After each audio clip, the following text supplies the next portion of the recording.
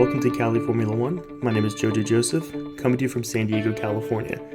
Today we're going to do something a little bit different. We're going to talk a little bit about our feelings today. No, we're not going to be crying or anything like that, but I do know that we did our 2022 preview, and I should have addressed it beforehand that a lot of people, including many listeners, people on social media, you've seen a lot of people talk about it where they're just genuinely not feeling as excited about this season as they should. And that's a lot of different types of people, not just, Lewis Hamilton fans or fans of Mercedes, but just genuinely a lot of people were turned off by how last season ended. A lot of people are turned off by the direction of Formula One. People are turned off by the corruption that they've seen, the lack of transparency. I know we're awaiting this FIA report, and a lot of us are already cynical and jaded about what it's even going to say or if it's actually going to accomplish anything.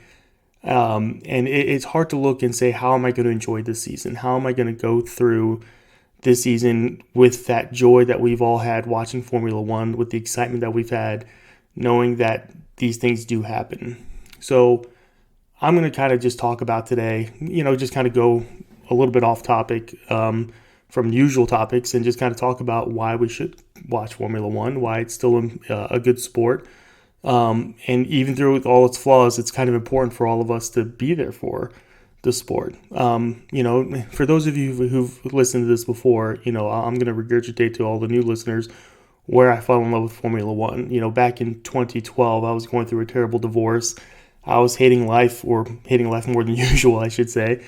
And I was looking for a distraction, just because I was going through a tough time. It was like one of those things, like everywhere I was going through was reminding me of my ex. Like I'd go into the grocery store and they were playing her favorite Elton John song, and I was like, oh, my life sucks. So I was trying to find some type of distraction from Formula or from life, and stumbled across a documentary called Senna on Netflix about Ayrton Senna. Knew nothing about the guy, and I was like, let me listen to this or watch this documentary, and I was enamored. The opening scene, if you haven't seen it, shows Ayrton Senna driving through the streets of Monaco with the onboard camera looking over his shoulder, and he's completely in the zone. He's driving through this city, and I'm like, they actually race through cities? This is insane.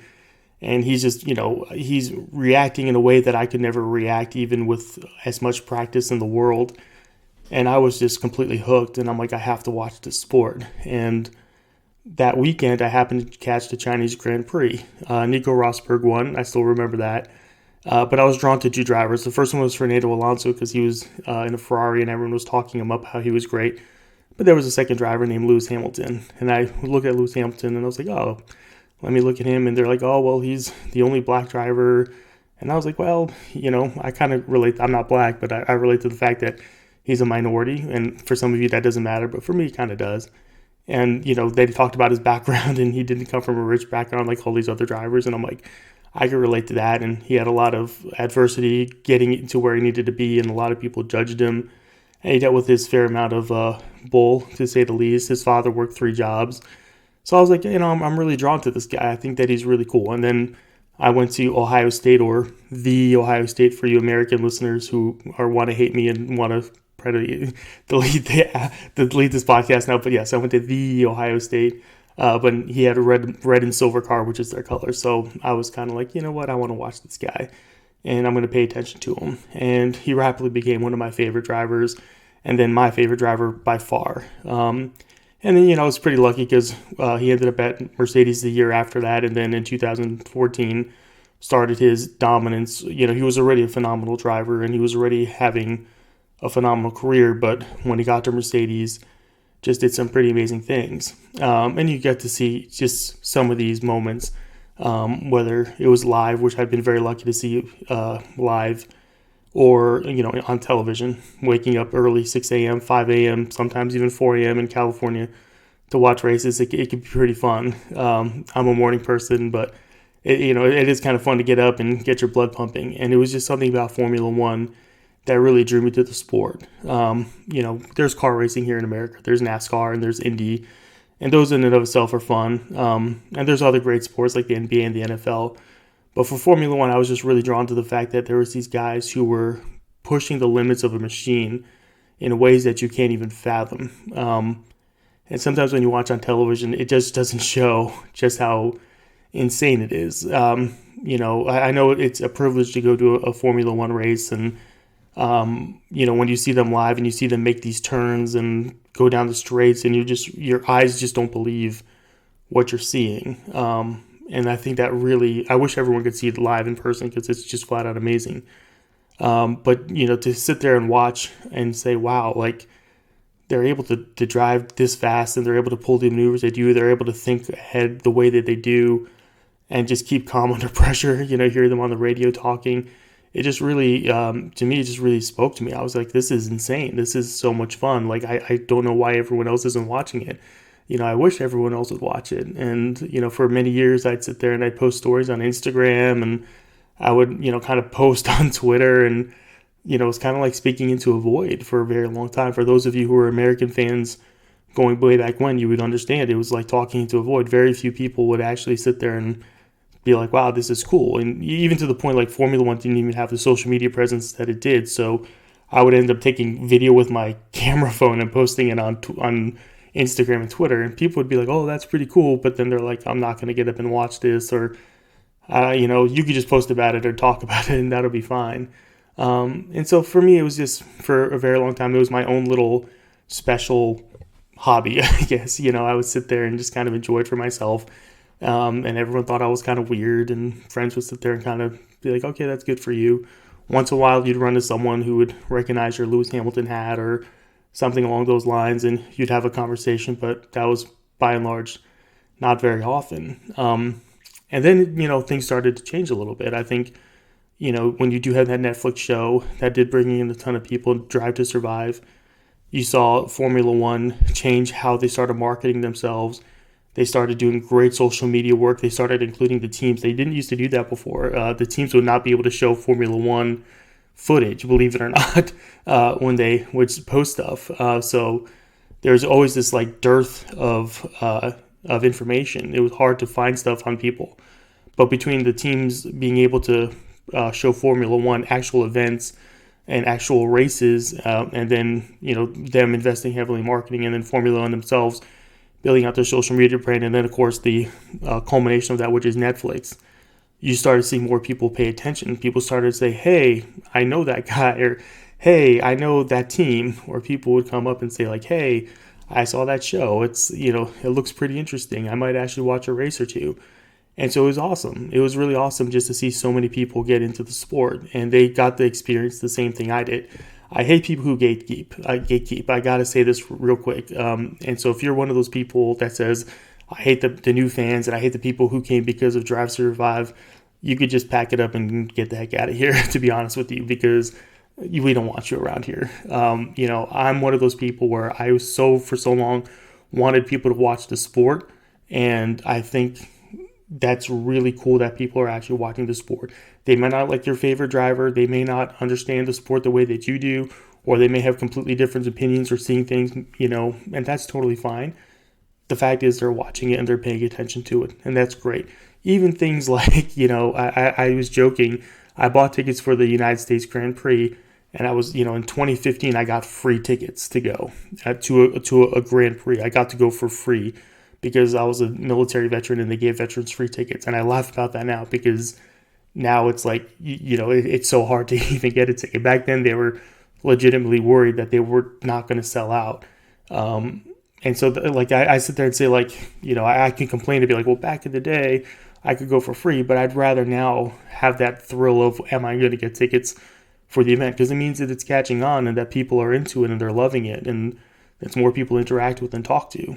And so I really hate the gatekeepers. I'm sorry, I'm on a little bit of a soapbox there, but I really don't like it when people gatekeep the sport. But what I loved about it is that the drivers got to speak for themselves. They got to put themselves out more. You got to see more of their personalities. So someone who initially, for example, Lance Stroll, who, you come in and people he's a paid driver and they're like, eh. But then you get to see Lance Stroll's personality and you're like, he's a really decent kid and he's a really nice kid and he's really working very hard. You get to see the relationship between Carlos and Lando. McLaren has probably the best marketing, I think, of any of the F1 teams as far as how they present their drivers. They're really good at getting their drivers out there and building a name for them. So when they had Carlando, which I thought was really, really awesome, It was just a stroke of genius because it really brought both of them out there saying like these are marketable guys. I really think McLaren's strategy with Carlos Sainz, where they made him, put him into all these little vignettes with Lando Norris, actually helped him improve his marketability, which helped Ferrari say, well, hey, we'll not only is he a good driver, but he's a marketable driver, so let's bring him on board. I honestly think that. And so it's been really cool the last few years just to see things blow up. Now, on a weird side, with COVID, there was a lot of people who were drawn to the sport because they had nothing better to do. And I know plenty of you would watch these videos on YouTube and you'd watch the old races or the old highlights and you'd go and just take it all in because you just needed something to do. That was great. I'm all for that, and I was doing the same thing. So it's been awesome. It's been awesome to bring people on board and to see everything. But then it also gets to the point where things culminate where you actually have an exciting season, because I went through the boring seasons. As much as I love Lewis Hamilton, it does kind of, sometimes you sit there and wonder to yourself, man, it would be great if he had a competitor. Man, it would be great if another team was able to do something. Oh, Ferrari's doing something. Wait a minute, their engine may be illegal. Or, oh, Ferrari's strategy is terrible. Oh, Verstappen just doesn't have quite enough just yet this year. So you do want that want of competition. You do want there to be someone to match with him. And that always works, in any sport. You want to see greatness, but you also want to see greatness challenged to overcome these odds. And I think that was really something that people have been wanting. But I also think that Formula One kind of took that notion and said, let's push this along. And so last year, Lewis finally got a great rival, and a team that really knows what they're doing was able to put together a great package. Red Bull did a great job of getting their car ready. They got a great teammate for Max Verstappen for once. They were able to sit there and be very aggressive about things, and we actually had a proper championship fight. But I also know that, many people, whether they were old fans or really old fans, I'm not a really old fan, but, there's the newer fans as well, kind of saw things, and many people had different perspectives, but a lot of people are gravitating toward this is kind of flirting with entertainment versus sports. And, you did talk to people who say, well, it's exciting and that's good, but then at the same time, they would sit there and say, like, but is it really a sport at this point? Are we really getting to the nitty gritty as far as we're watching actual competition or things that are manipulated to play with our minds? And it wasn't just Abu Dhabi. As I mentioned in the previous podcast, there was multiple instances over last year where certain races weren't officiated the way they should have, punishments weren't doled out the way they should have, behaviors were not dealt with the way they should have, and I really think that did have an adverse effect. But it all culminated with Abu Dhabi. When you see what happened in Abu Dhabi, it's going to leave a bad taste in your mouth no matter what. And I know there's Max Verstappen fans listening and thinking I'm about to bash their guy. I'm not. I actually feel bad, as I mentioned this before, I actually feel bad for Max because he has a championship that, people are looking at and questioning, that is it a legitimate championship? Is it a tainted championship? Is it something that he actually earned? People are saying he deserved it, but you don't deserve a championship. You earned a championship. And I think that's really unfair to him as well. As immensely unfair as it is to Lewis Hamilton, it's also unfair to Max Verstappen on the fact that, he's worked very hard, and he may not have won it last year, but now that he has won it, it was won under circumstances that leave a bad taste in your mouth. And for many of us, sports is an escape for us. We get to see people do things that are out of our grasp, whether it's physically or mentally. I know I like to think of myself as, I'm a great driver. I'm not a great driver. I drive the speed limit, and people get mad at me because I drive in California. People drive 85 miles an hour. I'm not even going to convert that to kilometers. 100 kilometers, 110 kilometers. I don't know, but I people get mad at me because I drive fast, but I don't drive fast enough. But at the same time, I'll watch racing and be like, yeah, there's no way I could ever do that. I find it all inspiring that people are able to do stuff like that. And that's what we return to. We sit there and say, wow, they're able to do amazing things. They're able to do this competition. They're able to compete with each other. But when the illusion of fair play flies out the window, it's hard because you sit there and say, why am I investing my time and energy? And I'm one of those people. After Abu Dhabi, when I watched the race, I settled in like many of you, nervous and scared even, and just kind of what's going to happen, just trying to sit there and wonder like, was that first lap legitimate? What, was the scrapping that was going on, the chirping going on, was it necessary? But at the end, I sat there and told myself, wow, this is a pretty amazing season. Lewis is going to pull it out. It sucks that this is going to end under a safety car, but it's going to end under a safety car. But it is what it is. Max will be back next year, and this is going to be the beginning of an amazing rivalry between two drivers and two teams. It's going to be phenomenal. And then the safety car incident happened. And I, for me, I just sat there kind of like with a wait, what? Like I'm not going to be the foremost expert on things. I don't claim to be the foremost expert on things, but I also sat there and told myself, wait, this isn't right. They're not doing something right here. This is not right. And that feeling where you see, it's that in that cliche of watching a train wreck happen in slow motion, where you see, some of the cars unlap themselves, not all of the cars. And then you see, Max kind of almost overtaking Lewis, and then they take off and Lewis is on dead tires, Max is on fresh tires. And you just kind of sit there and you look and you just say, like, am I seeing what I'm seeing? Like, this doesn't even make any sense. This doesn't even seem like it's actually happening. And then, the end of the race happens. Max jumps out, he's celebrating. Lewis is, a much better person than most of us, to be completely frank. Both their fathers are involved, fireworks, people are cheering, and it takes you a minute to understand what's going on. For me, I just kind of sat there in silence, and I'm like, oh, I'm going to go downstairs, and my parents were actually visiting, and I went downstairs and had breakfast and talked with them and then took her to the airport. I told myself, I think I need to step away from this for a while, and just because for me, I was telling myself, like, you were trying to find something wrong, like, You're pretending something wasn't right when the reality is you can't accept the fact that he lost. That's got to be a Jocelyn. That's what it is. You're looking at it and saying there's got to be an issue here that you just didn't understand, and you're just upset about it. So just walk away for a little bit. So had breakfast with my parents, hung out for a little bit, took them to the airport, dropped them off, and the minute I dropped them off at the airport, I looked at my phone and I just saw people saying, like, what was that? That was wrong. That was completely wrong. And that's when I blew up. I'm like, oh, you've got to be kidding me. I knew it. And that's when, you just jump in and start trying to realize what's going on. And for many of you, there was that palpable anger, whether you're a Lewis fan or not a Lewis fan.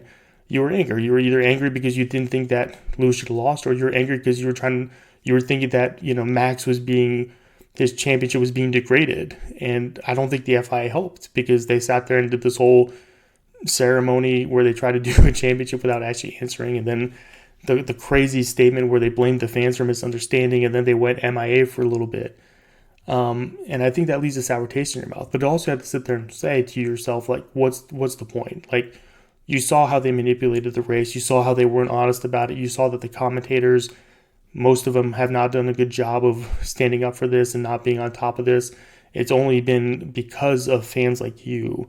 And that's why I'm coming back, because of fans like you. Like, I want to come back and root for Lewis, and I'm going to do that anyway. But the fact of the matter is, whether you're an old fan or a medium-aged fan like me or a newer fan, enough people from a different backgrounds got outraged enough to say something about the sport, to force that, where Michael Massey was removed, where they did say, hey, we need to change those rules or clarify these rules because they were not applied properly. For them to sit there and say, well, it's tarnished, whether you agree how tarnished it is or not. And that's because of fans. And, when you sit there and you see something and sometimes it's broken, or sometimes it just doesn't work, or sometimes it's just flat out corrupt, it's easy to sit there and say, well, I've had it and I'm going to walk away. But it's also better to sit there and stick with it and demand accountability. And I think that's one of the things that I'm interested in doing. Like, I'm as a fan, speaking as a fan, I was pretty upset that Lewis Hamilton did not get his 8th championship. And I think that was the worst part about it, was the fact that this wasn't just his first championship or, a 5th or 6th. This was the one that he was already sharing a record with Michael Schumacher. This was going to put him past it. And, for me, that was very hard. And, I'm not one of those people that comes around saying, well, he'll just get 8 next year, because I've watched this sport long enough to know that It's just not as easy as saying, well, he's going to have a good car and he's going to win. That's especially nowadays with these new regulations and new cars and everything and talented drivers. It's not going to be as easy as you say. So, I have it in my mind there is the opportunity that they may not happen. He may be end up staying tied with Michael Schumacher forever, and that's something you have to maybe deal with. But I also sit there and think that it's probably very good to come back just because you want this sport, you love to be a better sport. It's easy to walk away. It's easy to sit there and say, why am I donating my time and money? And I said the same thing. Why would I want to give my time and money to something that's just going to be this corrupt? And I felt very guarded by it, but then I saw fans sticking up. In this age of social media, it is very easy to sit there and push for changes. And we saw that. Let's be completely clear. The FIA tried to sweep it under the rug. They try to sit there and say, we'll put out this statement, we'll blame the fans, we'll sort of get to it, and then we'll just kind of punt it. And, we think that it'll eventually go away. But people pushing for it and pushing for it and pushing for it and going after these pundits, and I say going after, I mean like calling them out. I know some of them would like to say it was abuse or they're being picked on, but they're really not. They may get a couple of weird messages here or there, and that's not right. But the reality is them getting called out for being blasé about the biggest scandal in the sports history. That's more on them, where they need to stand up and say, you need to be more vocal about this, because it is their job and it is the integrity of the sport that they're supposed to be safeguarding. So, but yeah, when you see the fans be able to bring this up and all of a sudden you see these things trending months after it happens and you start seeing conversations happen and news organizations carrying these stories saying by the way, hey, we haven't forgot. And that's because of fans bringing it up. It's fans like you, a lot of you listeners who have been very vocal about, fighting for this. And for me, when you do see Lewis Hamilton and some of these other drivers, when they stand up and say, we're going to speak out and we're going to take a stand, it's comforting to see their fans do the same thing relative to the sport, saying they're going to take a stand, that they're going to speak up and come through. So for me, that was a big inspiration for me to see a lot of people fighting for Lewis Hamilton, fighting for the integrity of F1, fighting for accountability. And for me, I sit there and tell myself, I don't like the fact that people get fired. I don't revel in it. But it also, for me, shows that a change can happen because people push for it. And so, while I'm not 100% over the cynicism just yet, I am cautiously optimistic that maybe you are going to move to more transparency. This isn't going to happen overnight now. We're probably still going to have a couple controversial things we're going to be talking about definitely this season for sure. We're going to see some team principals who are going to piss us off with their comments. We're going to have, drivers who are going to, irritate us. And we are going to get inconsistency from the FIA as they struggle through this. But I think it's important for the fans to push through on it. And that's, I think, why I'm coming back this year. It was hard. I'm not going to lie. It was hard. After Abu Dhabi, I sat there for a very good time going why? Maybe I'm just coming back for Lewis Hamilton. And that's a half truth. But really, it's coming back because I've never seen this in sports where a fan base from around the world could push an organization to start making these changes. An organization that rooted in its own institution of, corruption and nepotism and cronyism. So it is refreshing to see these changes being made. They're not going to happen overnight, but it also gives me the opportunity to sit there and say, you know what? Maybe this Formula One that I loved wasn't as great as I thought it could be, but because of these new fans, because of these passionate fans, because of these young people pushing for these changes, it's going to be a much better sport than the sport I've been in love with, which gets me genuinely excited just because, as much as I think it was awesome when I was watching it before, now seeing that this push for transparency, this push for accountability, this push for equality, will lead to a much better product. So that's why I'm excited and that's why I'm coming back. You know what? Yeah, I should have said this before the 2022 season preview episode, and it feels good to get off my chest and talk about it. I would love to hear your thoughts on it, so I'm going to post this up. We do have a new YouTube channel as well, so that's going to end up on the YouTube channel. So I'm going to use the typical comments, and subscribe on the YouTube channel. I would appreciate that. The link is going to be in the description for this podcast. We have the new website, Califormula1.com. make sure you let everyone know, and definitely share this with everyone. I know I say that about every episode, but I know there's people who are genuinely not excited or feel jaded by this season. So definitely feel free to share this with them, because I think it's good for them to process it and talk through it themselves, and definitely send feedback as well. Like I said, go to califormula1.com. You could email me directly, and I'll be able to talk about this with y'all. Thank you very much. I look forward to talking to you on Sunday after we get done with our first race of the year. Have a good one. Bye.